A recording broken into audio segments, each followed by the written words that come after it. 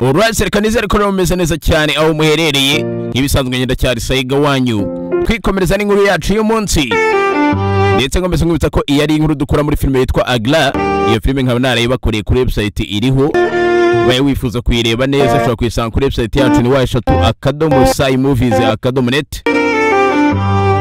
Ndetse akaba ari inkuru ivuga ku mwana w'umukobwa witwa Niyati waje gukunda umusore ariko none agakunda uwo musore afite uburwayi bwo mu mutwe.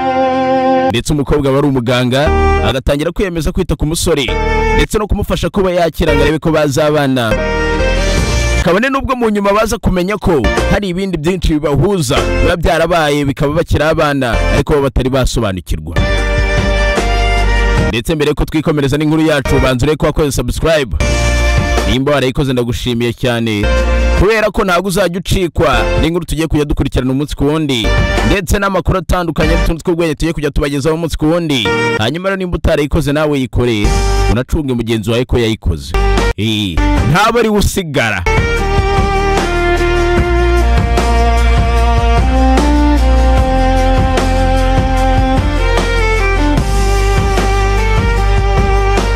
Ndetse hakuna twikomereza n'inkuru yacu duheruka ubwo Abimanyu yarahaye lift Niyati akamugeza ku marembo y'iwabo akamubwira ko bazongera bagasubira ko bazongera bagahura.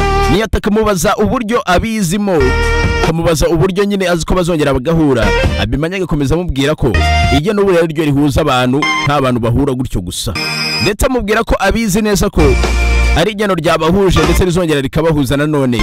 Niyati akamusubiza ko atizerera mu igeno bikarangira bateze. Abimanyu amubwira ati ngenda bizi neza igeno rizongera riduhuze wabyemera utabyemera. Ndetse uko bari kugira icyo kiganiro mama wa Niyati abubonera mu idirishya. Bibutse mama wa Niyati we abari kwifuza ko umukobwa we yashaka umugabo ariko papa we atarabyemera neza ko hari umuntu abari gushaka, hari abo abari gushaka atarabona cyo tutaramenya ngo bimeze bite. Rero muri ako kanya papa nawe itaza we na mama bari kumwe bakabona Niyati hasi bakaba bateye muri etage bamunera hasi ari kumwe na Abimanyu. Bikabatera impungenge n'amatsiko menshi cyane. Namwe bure murabizi y'ababyeyi nyine babonye abana babo nimba ari umukobwa bakamubonana n'umusore urumva hari uburyo batangira kubyiyumvamo. Ndetse uko babona bari kuganira bo ntago baba bakurikirana neza ibyo bari kuganira. Gusa Abimanyu bari gukomeza abwira Niyati ko abantu bahuzwa n'igeno byanze bikunze hari impamvu bahuye ko ndetse bazongera bakanahura. Nibwo rero Abimanyu asiganiye ataho ngaho akurira moto yakagenda. Gusa nanone ari kugenda barongera akatwereka muri iyo mihanda neza Abimanyu aherereyemo wa mu mama n'undi mugabo baba bari gushaka Abimanyu twumvisha bamwita ngo n'umwana wabo nabo baba bari kunyura muri izo nzira. Muri ako kanya nanone papa wa Niyati ahita asanga Niyati hanze ku marembo agatangira kumaza ibijyanye n'umusore bari kumwe. Niyati akamusobanurira ko ari umusore bahuye gutyo gusa akamuha ifuti. Sanone biba bigaragara ko papa asa nkaho ahangayikiye umukobwa we.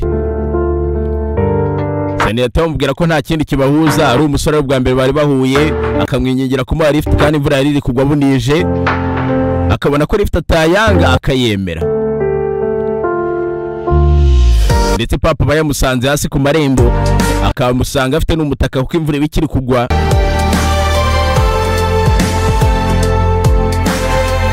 Gusa nanone muri uko kugenda bagenda ya modoka irimo abantu bari gushaka Abimanyu ihita ibanyura inyuma.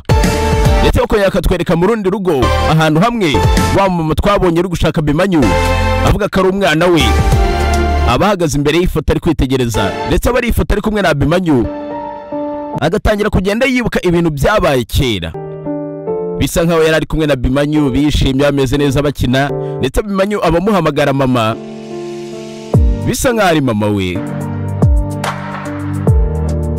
Umubyeyi akomeza kubireba bikamubabaza cyane. Ndetse wa mugabo wundi nawe akaza amwegera nibwo tuhita tumenya ko uwo mugabo amwita Dinko. Dinko rero araza akamwegera akamubwira ko umwana wabo bazamubona. Gusa none muri ako kanya tuhita tumenya ko Dinko atari papa wa Abimanyu ahubwo ari tonto we, ari uncle we. mama avuga ko amaze igihe kinini ari gushaka umwana we kataza amarengero ye, ko ndetse rimwe na rimwe ngo umwana we ajya amuhamagara ariko kuri inshuro akaba amaze igihe atamuhamagara, ndetse biba bisa nkaho Abimanyu bamubuze. Gusa twe tutaramenya ikibazo cyabaye ngo cyatumye Abimanyu agenda akava mu rugo akagenda, kugera aho birirwa bamushaka bakamubura, igihe kikaba kibaye kirekire.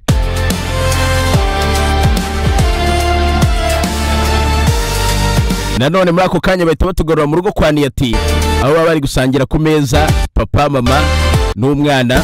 Mama akagerageza kubaza Niyati ku musore yababonanye hanze, ariko Niyati we akamusobanurira ko atamuzi, ko ari umuhungu wamuhaye lift gutyo gusa. Mama we rero yanga kubyemera, akumva ko umukobwa we hari ikintu ari kumuhisha, kariyo mpamvu atari kumuha amakuru neza. Ibyo mama biramurakaza. Gusa hano kuko papa we yaganiriye n'umukobwa we na mbere hose, bahita bamera nk'aho babiziranyeho, bikarangira mama we uri kubirakariramo wenyine. Birangira bimeze nk'aho papa n'umukobwa aribo babiziranyeho, mama kumva ko hari ikintu bari kumuhisha. Gusa nanone mama akomeza avuga ikintu kimwe, avuga ko umukobwa wabo akwiriye gushaka umugabo ko igihe kigeze, ariko papa agakomeza amubwira ko ibyo bintu babyumvikanyeho, ko umwana wabo ugomba gutegereza. Gusa muri ibyo biganiro bihita bigaragara ko Niyati we atazi impamvu papa yifuza ko yategereza, kuko nanone Niyati biba bigaragara ko nanone atifuza gushaka umugabo muri ako kanya.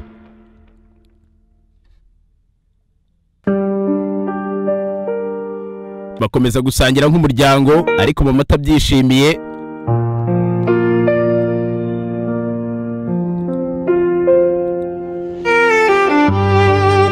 Ndetse muri ako kanya barongera bakatugarura bukeye ahantu hamwe mu mihanda ya Mumbai. Abimanyu abatwaye moto agenda yiririmbira hano, ibintu byose ari amahoro. Bibutsa Abimanyu tumaze kumenya ko yavuye iwabo ndetse wabo birirwa bamushaka, ariko ntituramenya n'ukubera iki yahavuye, n'ukubera iki ubundi yabahunze, n'ukubera iki waba bamushaka. Agera ahantu hamwe hari ikiraro, akabona umubyeyi uri kwita ku mwana we, umwana mutoya cyane, ndetse bigatuma atangira kwibuka kera ibyigeze kuba ari kumwe na mama we, nabo bari mu rugo bishimye baganira baseka, amucurangira umwirongi, ndetse mama bari kwibuka abari wa mubyeyi twabonye uri kumushaka. Komeza kwitegereza buryo cyo kana ari inkubaganyi, mama we akari kugerageza kukitari kuko kubagana. Gukomeza kubitekerezaho rero, birangira ari kwireba mu kirahure cya moto ye, iyo televiseri ya moto. Yareba ku ruhande akabona ahantu hahagaze umumama cyangwa se umubyeyi ubona ko akuze. Muri ako kanya Abimanyu aramwegera akamutira telefone, ndetse bihita bitugaragara ko telefone Abimanyu nta telefone agira. Cyase telefone ahamagara, ahita ahamagara mu rugo, nimero ikitabwa na mama, ariko Abimanyu ntavuge. Gusa mama we mu gufata telefone, mu kwitaba telefone, ahita amenya ko ari Abimanyu. Bagakomeza kuganira, Abimanyu amubwira ko amukumbuye ndetse amukunda cyane. Mama akamusaba ko bahura cyangwa se yagaruka mu rugo, ariko Abimanyu akamubwira ko atazigera agaruka, ko ndetse ibi ngibi ari ukubera ko abakunda. Hano rero bihita bidutera urujijo, tugatangira kwibaza tuti nimba abakunda ubundi kubera iki yagiye? Niye mpamvu wahunga abantu ukunda? Niye mpamvu wakwisha abantu ukunda? Bihita bigaragara ko Abimanyu atanga mama we, ariko nanone kuba adasubira mu rugo cyangwa ngo yemere guhura nabo ari ukubera ko abakunda. Hano bidushyira mu rujijo, mama akomeza kumwinginga cyane ngo agaruke mu rugo, ariko Abimanyu akabyanga. Lincoln nawe asanga mama hano ari kuvugana na Abimanyu kuri telefone. Abimanyu agakomeza gusaba imbabazi amubwira ko atazagaruka, ko ndetse rwose akwiriye kumubabarira kuba yaramusize.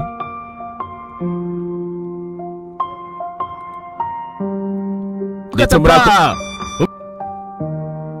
muri ako kanya nibwo mama yitahereza Lincoln telefone, nawe agakomeza kuganira na Abimanyu, ndetse bitewe tugaragara ko Abimanyu na uncle we amukunda cyane, kubera ko baganira neza, amubwira ko amukumbuye, amubwira ko akumbuye kuba bari kumwe, ariko nanone batakabaye bari kumwe. Rero bitewe tugaragara ko nta kibazo bose bafitanye, ahubwo tugakomeza kwibaza no kubera iki umusore yavuye iwabo akagenda, kandi bigaragara ko abakunda nabo bamukunda nta kibazo bafitanye.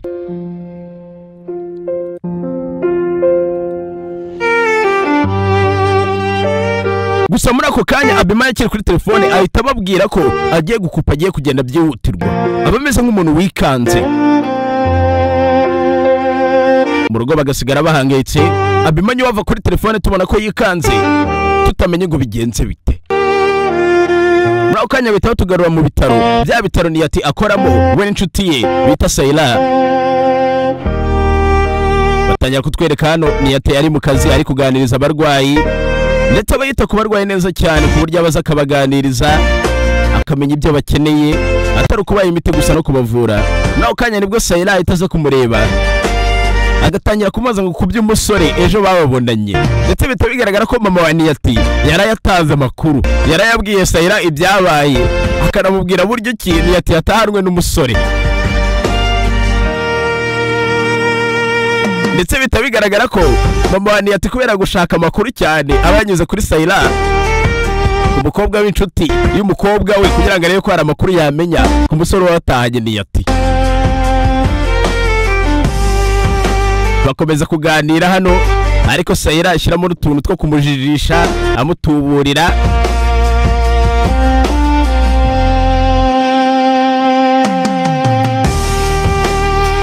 Gusa nanone bitunguranye muri ako kanya, ubwo Niyati ari gutambuka muri ibyo bitaro agiye kureba ngo umurwayi waje, bihita birangira akubitanye na Abimanyu. Guhura na Abimanyu hano akikangamo, ahita atangira gutekereza ko Abimanyu we ashobora kuba ari kumukurikirana, ariyo mpamvu yamusanze mu bitaro. Ariko Abimanyu akamubwira ko n'ubundi yari yabimubwiye, yari yamubwiye ko igero rizongera rikabahuza. Akomeza rero yongera amusobanurira ati narabikubwiye ko wabyizera utabyizera n'ubundi igero rizongera rikaduhuza, nyirayo tuzongera tugahura, none reba birabaye turahuye. Gusa Niyati we ntabwo abyemera, ahubwo atekereza ko Abimanyu ari umusore uri gukomeza amukurikirana gutyo gusa nyine yamunetse akamenya aho akora, agahumya kumukurikirana. Nibwo rero Sayira ahita atangara cyane, agahita amenya ko uwo musore ariwe waratangiye Niyati, ko ndetse ariwe mama we yari ari kumubazaho amakuru. Ubwo Sayira atangira kwegera Niyati amwonga, ati umusore ni ibogara ahubwo fatiraho. Gusa Niyati we bimeze nk'aho bitamurimo.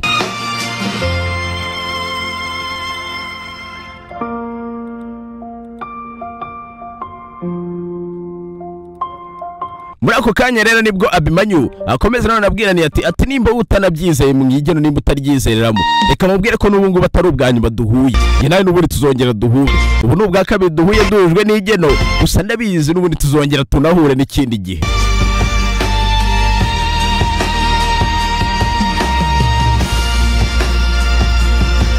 Nibwo rero muri ako kanya ubwo Niyati abakomeje gutekereza ko ari Abimanyu yaje mu bitaro wakurikiye, ahita abona ko bamuhamagaye, hari umubyeyi Abimanyu burya yazanye kwa muganga. Burya wa mubyeyi watije telefone Abimanyu aba yagize ikibazo, Abimanyu agahita amuzana kwa muganga, ariyo mpamvu yongera kwisanga mu bitaro ari kumwe na Niyati, ariko ntabwo abaje mu bitaro akurikiye Niyati. Nanone bihita bigaragara ko ku rundi ruhande hari undi mubyeyi ufite ikibazo cyo kwishyura amafaranga, baba bamusezereye mu bitaro, ariko amafaranga bamuciye ari menshi, aba yarafite umwana urwaye akabura amafaranga yo kwishyura kugira ngo bave mu bitaro.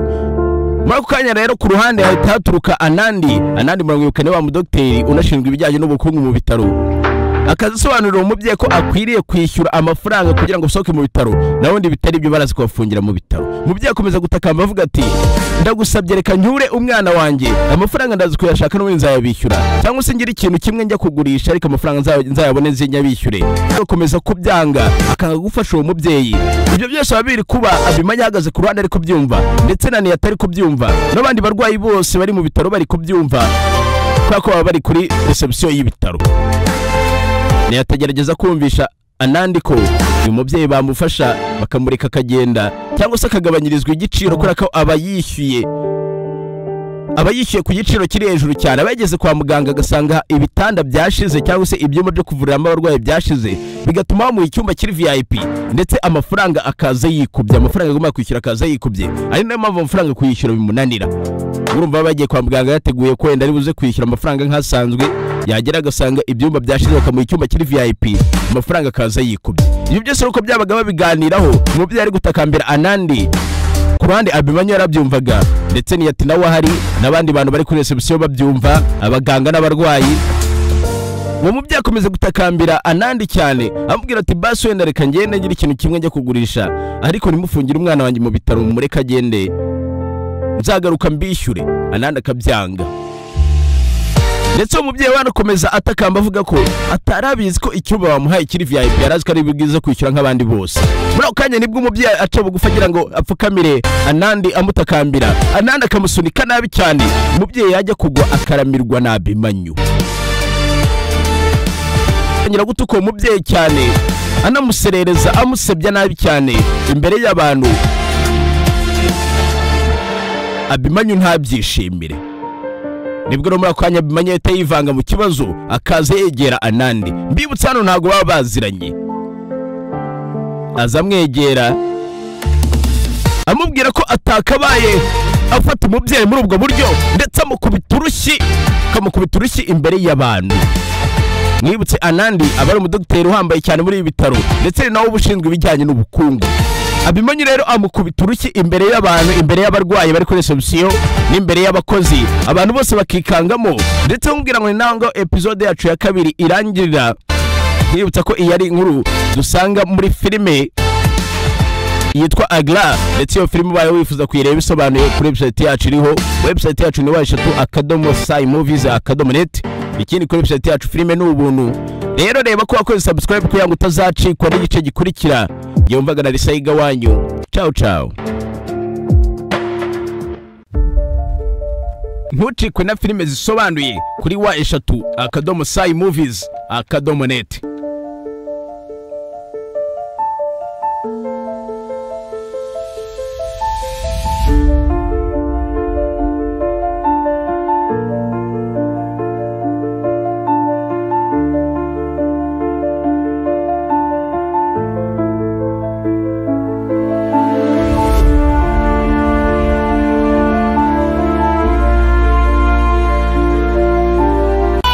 Sayiga wanyu, VIP wanyu, marise wanyu, zoda ni buri munsi kuri saimovies.net. Bihere movie, bihere movies.net. Wakwamamaza kandi kuri izi filime, hamagara 0782 256 266.